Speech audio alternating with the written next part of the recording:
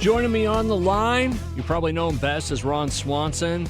Many different memes, the mustache, the meat, and everything else. Ladies and gentlemen, Nick Offerman joins me on the line right now. How you doing, Nick? I'm very well, thank you. How you doing? Oh, I'm hanging in there. Just How's doing the weather in Iowa. Hot, actually. Summer has not let go yet. That's the one thing I would happily live back with my family in Illinois.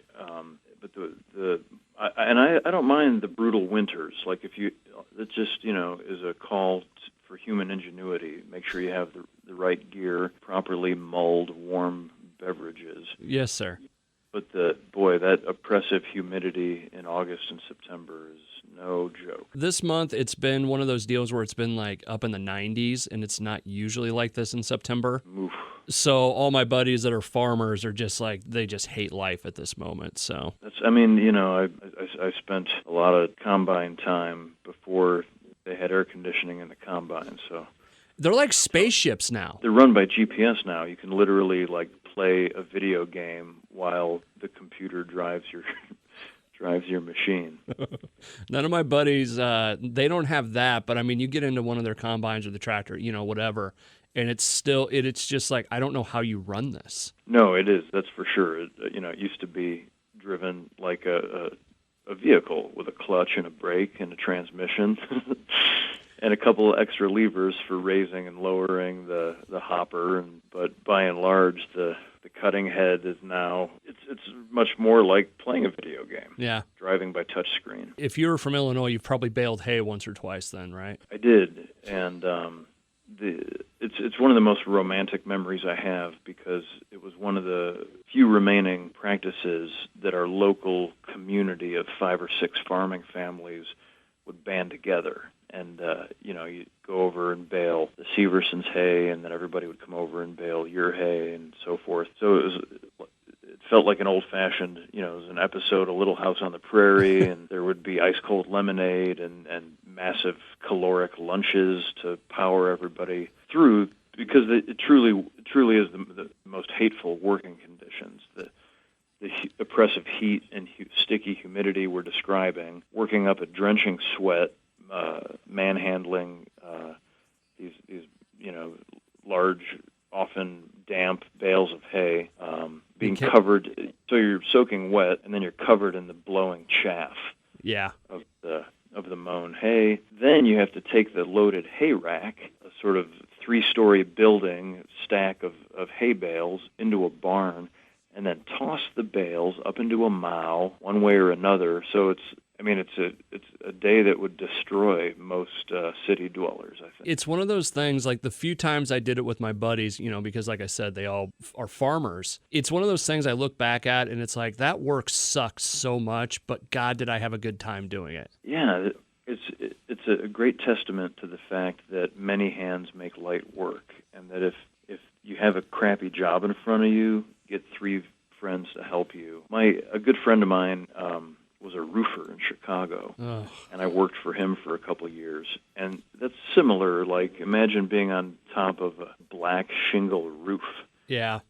In that weather, and the first thing you got to do is strip off the 7 old layers of roof before you can resheet with plywood and then tar paper and shingle a new roof. So using pitchforks and potato forks, you're stripping off old layers of tar-based shingles and then collecting them and throwing them down onto a tarp on the ground. Yeah. And we would just make a game out of it, and we pretended we were on a ship in Her Majesty's Royal Navy, and we would call out to each other, "Make a basket of your arms," and just basically get goofy, like we were silly with heat stroke. Yeah. And that and if you can laugh at the discomfort, then you have a chance of outlasting it. Yes, sir.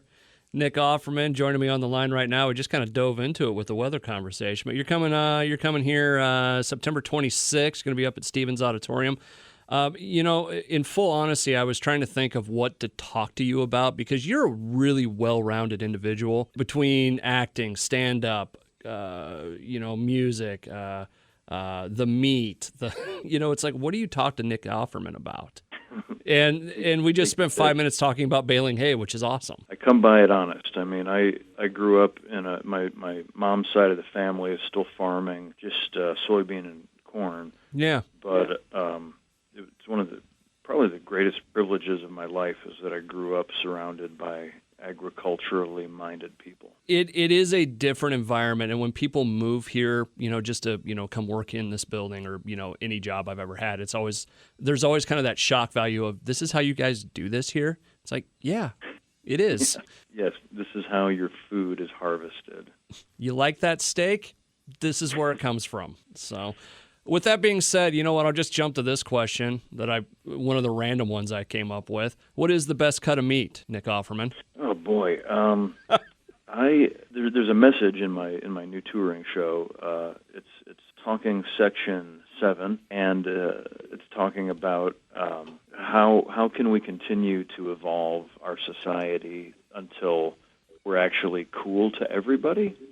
And I think one profound way we can do that is by letting everybody like what they like. Okay. There's this, in these days of like hedonism and our artisanal deliciousness, whether it's meats or beers or whiskeys or incredible chef cuisine. There's a lot of shaming. Where if I were to say to you, well, the skirt steak is the finest steak in all of creation. Let me rephrase the question. What is Nick Offerman's favorite piece of meat? There you go. So, if given my druthers, I like the tomahawk cut ribeye. That's what I go for. Although, to be honest, growing up in the upper Midwest, my favorite meat item is the bratwurst. Oh, good choice. I don't know what it is. I'm crazy about that particular sausage. A bratwurst on the grill with a beer, especially in the weather you're experiencing right now.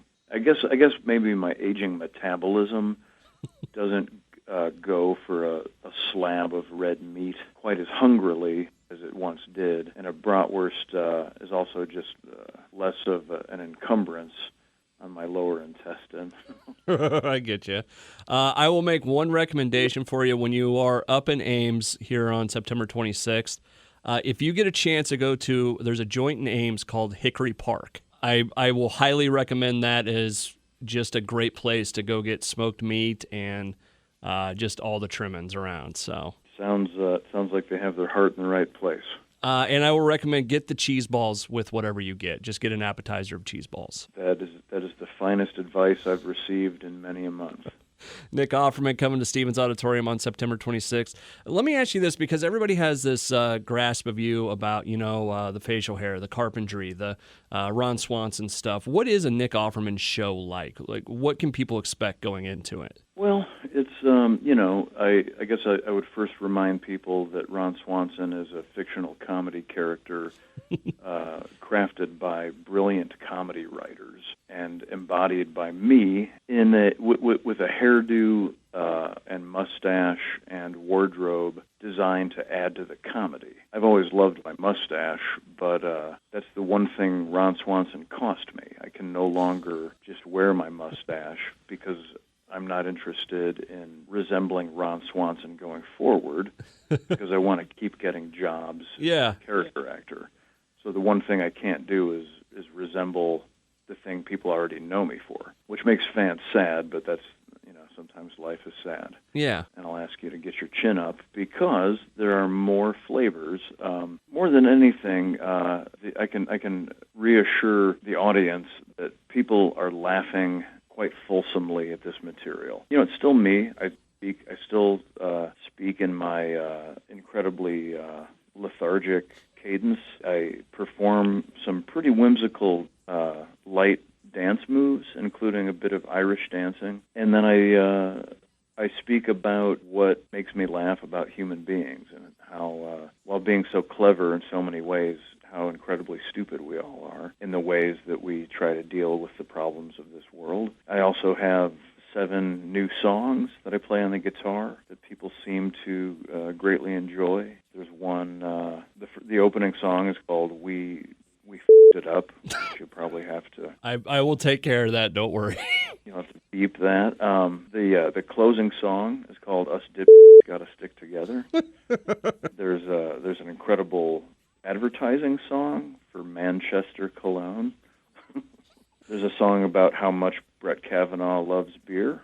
Okay. There's a song called I'm No Scientist, just from the point of view of a person who doesn't think that science is something to pay attention to, but rather folksy common sense is how you should decide to make decisions for your family's health. I get you. And so forth. It's it's taking a step back from all of the ire and all the fist shaking going on in our country and making fun of all of us, because in this country in particular, we live in a system where ostensibly we get to pick how things go. It's amazing, right? And we've gotten ourselves into a situation where everybody is mad at somebody about something, and so usually when my material involves any sort of admonishment, it means that I'm looking in the mirror and addressing myself first and foremost. I got you. Nick Offerman, he's coming to Stephens Auditorium on September 26th. I know you're running a little behind, so I'm going to leave you with this question. Did you watch the Nick Offerman Full House video, and what did you think of it, if you did? Sure. I mean, I live in the modern world, so probably 117 people sent that to me. And, I laughed and shook my head and said, what a time to be alive. I just got what I thought was a nice acting job with some nice people on an NBC comedy, and now look what's happened. At some point, you really do have to look back at it and just go, how did I get to this point that I have a Full House video with my face on every character? Well, I've been in this boat for a long time now because for some reason, Ron Swanson in particular was apparently ideal fodder for GIFs and memes when those became a popular thing. And at that point, it no longer has anything to do with me or my work. It becomes something with its own life, and watching it happen, two things. I guess I experience two forms of gratitude. The first form of gratitude is that my work had a positive enough reception that people like to use, the image of it for all these different moments of entertainment, moments of joy or comedy. That's one side of the gratitude, and the other side is I'm just so grateful that it's all fun and positive. Somebody decided to make a deep fake video, putting my face on every character of a show. I'm thanking my lucky stars that they let me keep my shirt on. And, didn't have me doing anything untoward. That's great. I would just think that would be just the funniest thing ever. Pretty funny. And my best friend who has found my image to be hilarious for a few decades now, I thought we were going to have him hospitalized. He fell down laughing so hard. I can imagine. I mean, I don't even know you, sir, and I saw that video, and I thought that was just one of the funniest, most creative things I've ever seen. Well, yeah, I mean, I agree, and I was, pretty tickled by it. But I also have to say, it's also a terrifying wake-up call to all of us about the deepfake technology. Like here's a funny video where everybody has Nick Offerman's face, but part of the message is we can now send you videos, that are completely fake with people saying things that didn't really say them. And I got you. And that's pretty scary. All right, Nick Offerman, thank you so much for your time. I appreciate it. Good luck when you come here to Iowa. And really, if you can, try Hickory Park. I'm going to highly recommend it. So I fully intend to take the stage with a belly full of cheese balls. I believe the one I get is the combination sampler, if I remember right, and that's got a little bit of everything. Are you telling me there's more than one flavor of cheese balls?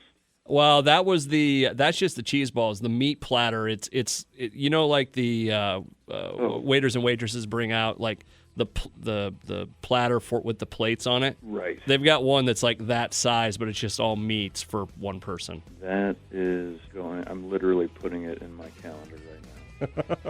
Awesome. Hickory Park. There you go. All right, Nick, thank you so much. Best of luck to you, and we'll talk to you next time you come around, okay? Thank you. I hope it cools off soon. I hope so, too. Take it easy, sir. I hope so, too. Take it easy, sir. I hope so, too.